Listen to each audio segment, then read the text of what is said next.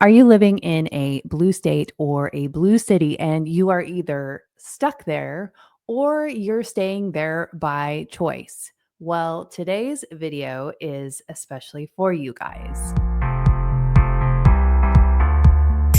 Hey everyone, I'm Julie Barrett, founder of Conservative Ladies of America. And today I am talking to all of our friends who might be living in blue states or blue cities. And I talk a lot about my exit from Washington state, being a blue state refugee living in Florida. And sometimes I hear from people that they would like to feel a little bit more supported. So today's video is just for you all. And hopefully, this is a little bit of support and encouragement that will help you as you navigate staying in a blue city or a blue state.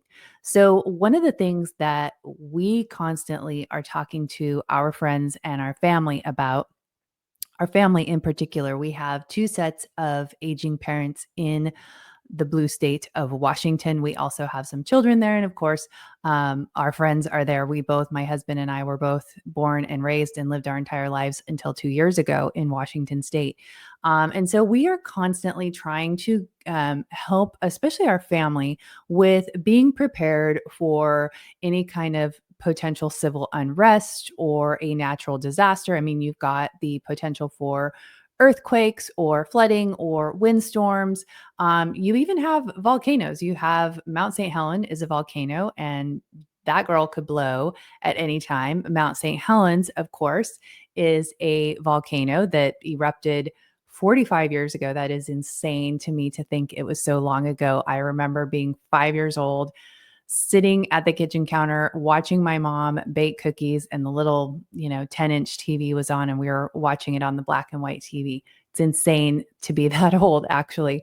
But these are all things that could very well happen.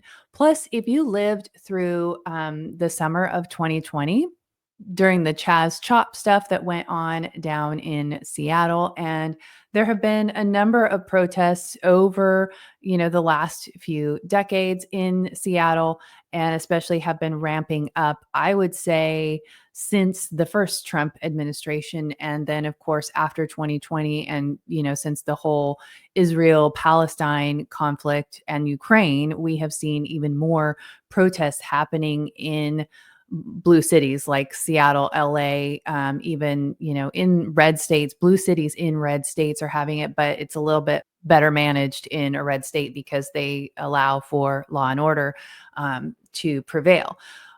But in blue states, when you have these protests, a lot of times, especially in a place like Washington, California, Minnesota, they actually give way to the protesters, to Antifa, Trantifa, whoever it happens to be. They're allowed to create this chaos and civil unrest that creates a lot of problems for citizens who are just trying to go about their business. So I want to go through a few steps that you can take to ensure your safety, your family's safety. And this isn't necessarily just for people in blue state. We live in Florida, but as you probably know, Florida gets hurricanes almost every year. And so we continue to do our same preparations that we had in Washington. I think this is a good thing for anybody, regardless of where you live and what kind of government you have. These are good things that you can do. So number one is a food supply. And you don't have to go out and buy hundreds or thousands of dollars of food. But what we do is when we go to Costco or the grocery store, we're constantly stocking up on non-perishables like rice or oatmeal, canned goods, coffee, things that you will want to make sure that you have if you need to tap into that food supply. And if you make a habit of picking up extra things every time you go to the grocery store, soon you will have yourself a nice food supply for, I would say, a minimum of 1 week, but even better would be 30 days. You'll also want to have a water supply, bottled water, water jugs, water filtration system. And this is another thing that we do. Just when we go to Costco, we buy the big gallon size waters, and we just keep a big stash of those in the event that we're going to need water. Now, in the fall of 2024, we had three hurricanes kind of back to back. We had Debbie, and then we had Helene, and then Milton. And so we really, you go into that and you don't know what to expect. You don't know what exactly is going to happen. So you just want to be prepared. And so we were really ready for those when they came, should we not be able to get fresh water, drinking water, that sort of thing. So water is another thing that you will want to make sure that you have, like life straws on hand, or the little tablets that clarify the water, and several gallons of drinking water. Another thing that a lot of people don't think about is having your important documents organized in a fireproof, waterproof type of container. This might be birth certificates, passports, insurance information, any kind of documents that you might need to grab in a hurry and take the whole thing with you if you had to, get in the car and get out of town. Get some kind of system where you can organize all those important documents and then keep them in a safe or other safe place where you can just grab it and go.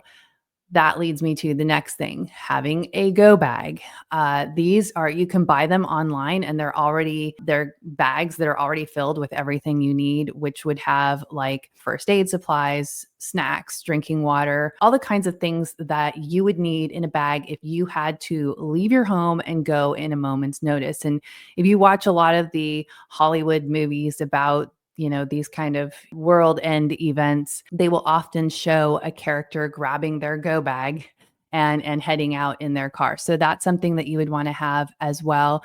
Like I said, you can buy it already put together, or if you have a bag, you can make it up yourself and have one for each member of your family. Another thing that's really critical is to have a stash of cash. You never know when the banking system might go down. And I think it was Bank of America that recently went down and people couldn't access their banking for, I don't know if it was hours or longer than that, but there could be a time when you aren't able to access your banking stuff. You aren't able to use your cards, your debit cards, your credit cards, that sort of thing. So it's important to have a hefty stash of cash. I recommend that everybody, if you don't have a safe, get a safe that you can keep in your home and keep your stash of cash and keep your important documents all in that one place. Then it's all easy for you to grab and go. Of course, you also want to have self-protection. So ammo, firearms, make sure that you are all stocked up on those items as well. Another thing you want to plan for is potential power outage. So have a generator, or if you can, we recently, about a year ago, we switched to solar. And so we're able to be off the grid. We do live in a place where we have a lot of sun. And so that gives us the ability to have solar power. If you live in Western Washington, where there's not as much sun, it might be more difficult, but it is something to look into. The cost savings is also a great deal. Plus, I only know Washington specifically, but I wouldn't be surprised if other states are doing this too, where they are looking to ban natural gas or they're looking to ban wood stoves. So having your own ability to live off the grid and not need those sources of energy is something to really start to consider. Another thing that you would want to have is propane tanks and gas. You might want to have several gallons of gas on hand. You'll want to keep your car, a good habit to get into, and I'm probably the worst offender about this, but in your car, keeping your car with a half a tank of gas. I'm one of those people that I always run it down to when the light goes on. It's probably not the best thing to do. So keep your car at least halfway full of gas at all times. That way, if you are in an emergency situation and you need to get in and go, you can do that. You might be thinking that the kinds of situations that you would need all these things for is, some huge catastrophic event. But I want to remind you, if you've lived in Washington or you just watch on the news some of these things that happen, think back to January 6th of 2024 when protesters shut down I-5 northbound in Seattle for 5 hours. Now, if you lived in the Seattle area and you were at work or at home and you needed to go somewhere, you were, anywhere near there, think of the domino effect of them shutting down I-5 and how that would impact the surrounding roadways. So that might limit your ability to get to the grocery store. And think of if this went on for a prolonged amount of time, maybe days instead of hours, then it's good just to know that you don't have to leave your house, that you have things that you need should an emergency like that happen. And if there's civil unrest with these protests and you don't have to go out, that's probably a good idea to just stay hunkered down at home. Now, last spring, I think it was April, there was a big protest at SeaTac Airport. It was something having to do with Palestine. And my parents were leaving on a international flight. I saw on X that this protest was happening and that cars couldn't even get into SeaTac Airport to drop off or pick up people. And I knew that my parents were en route to the airport at the time that this was all going on. And so I was calling my mom and texting with my mom, and I let her know that the road was shut down. And fortunately, they were able to have my cousin who was driving them take them to another location where they were able to get on the light rail and get into the airport that way. And therefore, they didn't miss their plane. But there were people walking with their roller bags along the highway to try to get to the airport so that they didn't miss their planes. So these kinds of things are happening in blue cities all over the country. And this is just a good reminder to us when we see these things. Yeah, it's a good idea to get prepared. And if you're prepared, like hopefully you don't have to use it ever, right? I mean, that would be great. But there is a huge peace of mind just knowing that you're prepared should one of these situations happen. The other thing I want to encourage you to do is get to know your neighbors, get to know the people in your community so that you can work together and collaborate if such a situation were to occur.